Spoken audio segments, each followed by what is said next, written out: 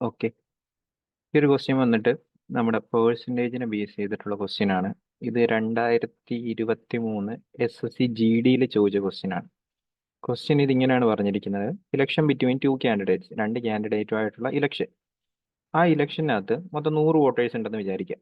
100 അല്ലെങ്കിൽ പേഴ്സൻറ്റേജ് എടുത്തു കഴിഞ്ഞാൽ 100 ഉണ്ടെന്ന് വിചാരിക്കാം. 10% വോട്ട് എന്തായി?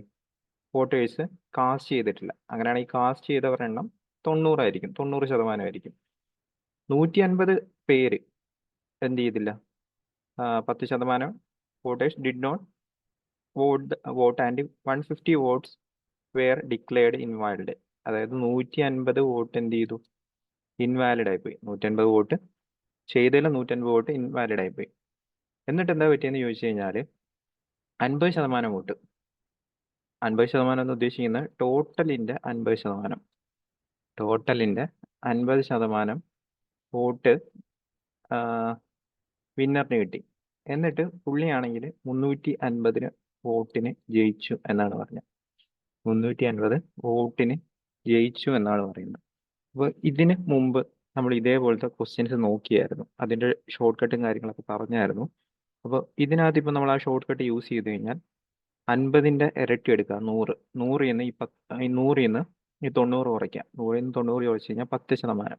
ഈ 10%-ന് കറസ്പോണ്ടിങ് ആയിരിക്കും 350 മൈനസ് 150, 200. അങ്ങനെയാണെങ്കിൽ 10% വോട്ടാണ് എത്ര എന്ന് പറഞ്ഞ് കിട്ടുന്നത്? 10% വോട്ടാണ് നമുക്ക് ആക്ച്വലി 200 എന്ന് പറഞ്ഞ് കിട്ടുന്നത്.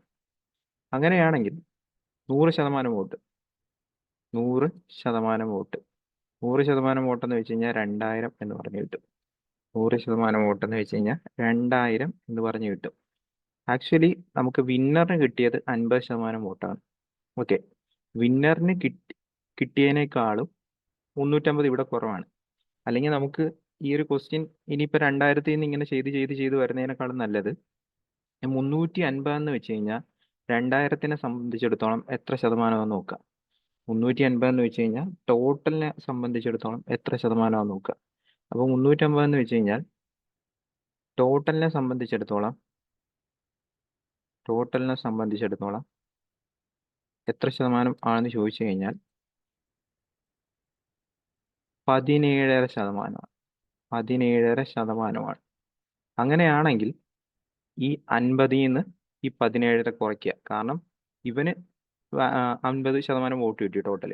ഓക്കെ, അതിനേക്കാളും 350 കുറവ്. 350 എന്ന് വെച്ച് കഴിഞ്ഞാൽ ടോട്ടലിനെ അപേക്ഷിച്ച് 17.5ആണ്. കാരണം ഈ 100-നെ അപേക്ഷിച്ച് 50% ആയിരിക്കും കിടക്കുന്നത്. അങ്ങനെയാണെങ്കിൽ ഈ 100-നെ അപേക്ഷിച്ച് 350 എത്രയാണെന്ന് നോക്കിക്കഴിഞ്ഞാൽ 17. ഇത് കുറയ്ക്കുക. അപ്പം 50%-ത്തിൽ നിന്ന് 17 കുറച്ച് കഴിഞ്ഞാൽ 50%-ത്തിൽ നിന്ന് 17 കുറച്ച് കഴിഞ്ഞാൽ 32.5 എന്ന് പറഞ്ഞ് കിട്ടും. അതാണ് ആൻസർ ആയിട്ട് വരുന്നത്.